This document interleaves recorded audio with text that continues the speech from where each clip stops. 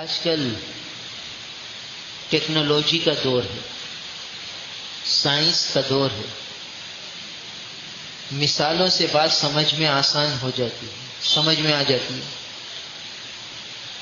آج کل ایسی ٹیکنالوجی آ گئی کہ دشمن اگر ہمارے اوپر اٹیک کرے نا تو ایسی ٹیکنالوجی ہے کہ دشمن اگر ہمارے اوپر کوئی میزائل داغے تو وہ ٹیکنالوجی ایسی ہوگی، دفاعی نظام ایسا ہوگا کہ وہ میزائل ہماری طرف آنے کے بجائے دوبارہ دشمن کی طرف چلا جائے گا، جو ہماری طرف پھینکے گا اسی کی طرف چلا جائے گا۔ ایسی ٹیکنالوجی آ گئی تو پھر دشمن جو ہے نا چوکنا ہو جائے گا اور وہ سوچے گا بھائی ان کا تو دفاعی نظام بہت مضبوط ہے، بھائی ان کی طرف میزائل نہ پھینکو۔ ایسا نہ ہو کہ ہم میزائل پھینکیں اور ان کا دفاعی نظام حرکت میں آئے اور الٹا ہمارا میزائل ہمیں ہی نقصان پہنچا دے، تو پھر وہ میزائل پھینکنے کی جرت نہیں کرے گا دشمن، کیونکہ اسے پتا ہے کہ ان کا دفاعی نظام بڑا مضبوط ہے۔ اور جس ملک کا دفاعی نظام مضبوط نہیں ہوگا اس ملک کا جو دشمن ہوگا وہ کہے گا بھائی ان پر میزائلوں کی بھرمار کر دو، ان کو تباہ و برباد کر دو، اور پھر وہ میزائل آئیں گے اس ملک میں گریں گے اور ان کو نقصان پہنچے گا، یہ کمزور ہو جائیں گے۔ تو ہمارا جو دشمن ہے نا وہ شیطان ہے، وہ معصیت کے میزائل ہماری طرف پھینکتا ہے۔ اب ہمارا دفاعی نظام کمزور ہے،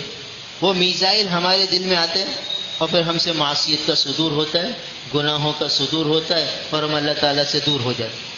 اپنے محبوب حقیقی، اپنے خالق حقیقی سے دور ہو جاتے ہیں، کیونکہ وہ میزائل اثر کر جاتا ہے اور ہمارے دشمن کو پتہ ہے کہ ان کا دفاعی نظام اور دفاعی سسٹم بہت کمزور ہے، تو ان پر معصیت کے میزائل داغو، ان کے دلوں میں گناہوں کے وسوسے ڈالو، گناہوں کے ان کے اندر دلوں میں خیالات ڈالو تاکہ یہ اس گناہ کی طرف چلے جائیں۔ رسول اللہ صلی اللہ علیہ وسلم نے یہ دفاعی نظام دے دیا کہ بھئی یہ دعائیں پڑھ لو،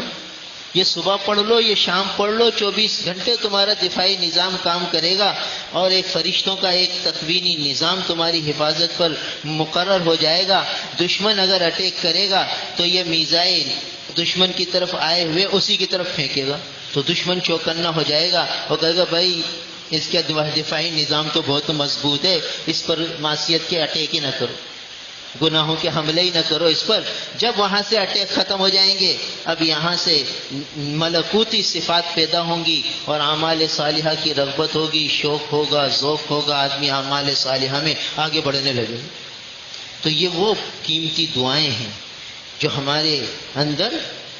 اطاعت کے جذبے بیدار کریں گی، ہمیں گناہوں سے محفوظ کر دیں گی، اور جب آدمی گناہوں سے بچ جائے گا اور اطاعت کی گاڑی پہ چل پڑے گا تو پھر اللہ تعالیٰ کی طرف سے رحمتوں کا نزول ہوگا، برکتوں کا نزول ہوگا اور زندگی پرکیف ہو جائے گی۔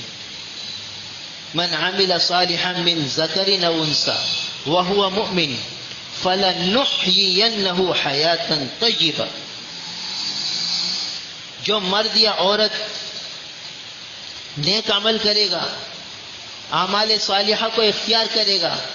تو ہم اسے ضرور بھی ضرور حیات طیبہ دیں گے،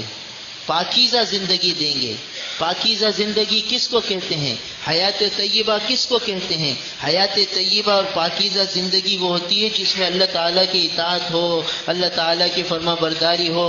معصیتوں سے اجتناب ہو، گناہوں سے پرہیز ہو، اللہ تعالیٰ کی نافرمانی سے بچنا ہو، یہ حیات طیبہ ہے۔ تو اللہ وعدہ فرما رہے کہ ہم دیں گے، تو اس کے حصول کا یہ طریقہ حضور صلی اللہ علیہ وسلم نے تعلیم فرمایا، ہمیں یہ پاکیزہ اور یہ مبارک دعائیں دے دی۔ اب ہماری ذمہ داری ہے کہ یہ دعائیں ہم اتنا اہتمام سے اس کی پابندی کریں، گھر کے ہر فرد کو اس کی پابندی پر لگائیں، گویا ہم یہ سمجھیں کہ یہ ہمارا وظیفہ حیات ہے، یہ ہماری غذا ہے۔ یہ ہم نہیں پڑھیں گے تو ہمارا نظام دفاعی کمزور ہو جائے گا، ہمارا دشمن ہم پہ حاوی ہو جائے گا